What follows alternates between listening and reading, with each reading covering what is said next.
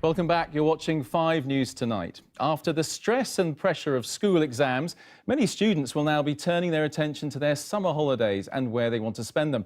Some may choose to head abroad with friends, and while most will come home with some great memories, unfortunately every year there are still stories of accidents, injuries and sometimes, sadly, even deaths. That's why the Foreign Office is launching a new campaign urging young tourists to stick together. They say a massive 72% of young people will walk home alone while abroad. The same numbers say they drink to excess when on holiday. And nearly half of young people will leave their friends to go off with someone they don't know.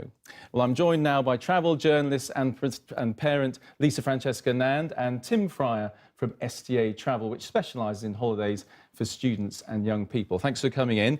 Lisa, why do we need this advice? I think it's actually very good advice, particularly as people are going off on their holiday now. Actually, it's interesting that the Foreign Office should come out with this advice at this time, because a lot of people are solo travelling these days, but people are still doing these group holidays, and people do take risks when they're abroad. You know what it's like, we've all done it.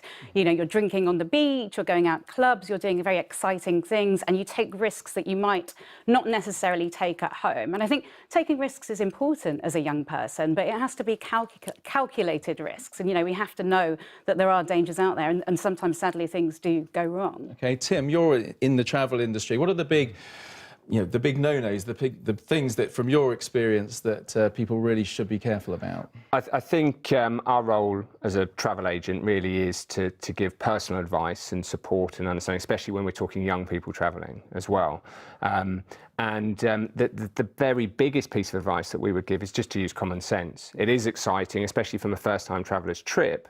I think where we can be guilty is where they look to maybe scrimp on quality, whether that's accommodation, the activities that they're doing, or even things like travel insurance. Actually, these are the places where they should be investing, because not only will it keep them safer, will actually enhance the whole travel experience as well. OK, now Lisa, I think you're a mother. Have you got kids who are already starting travelling abroad by themselves? No, not quite yet. No, mine are very young. They're only 6 and 4. However, it does change your perspective when you become a parent. What advice would you be giving them when that time comes? You know what? I really want them to go off and enjoy themselves like I do, but things have changed. And, you know, maybe when I was travelling years ago, you know, we'd be out there, we wouldn't be speaking to our parents for a week or more, but technology has changed that, and we feel the need that we need to be in contact with people all the time. I think technology has sort of hindered things a little bit in that way, but changed things for the better, because we are that little bit safer. I do want young people and my own children to go out and enjoy themselves. Just be that little bit more sensible. Know the emergency services. For example, do you know what to call if you need to get an ambulance in Spain? Do you know the number?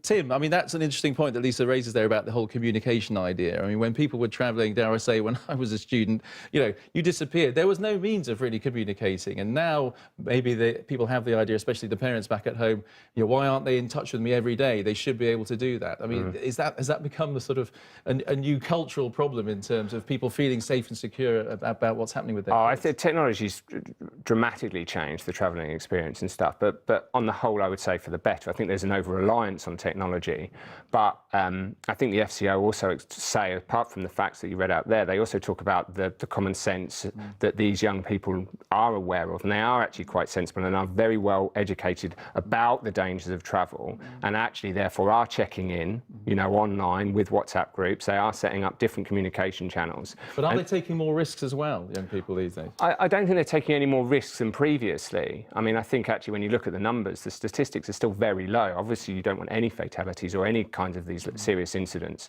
but actually the volume of people travelling, there will be, by the very nature of it, things that don't want to occur. So all we ask is that you prepare for as best possibly can, and that's where, you know, what you do before you go, who you speak to, and using common sense while you're travelling, whether you're travelling as a solo traveller or with your friends, is paramount. OK, Lisa, I think the last point we really have to make is it's still a great thing to go and do. It is still a great thing to go and do. Things can go wrong at home, they can go wrong abroad. Just take a few risks, but make sure they're calculated risks, and just be a little bit sensible and look out for each other, like the Foreign Office says. You know, stick with a group if you can and try and enjoy yourselves. OK, Lisa, Tim, thanks very much indeed.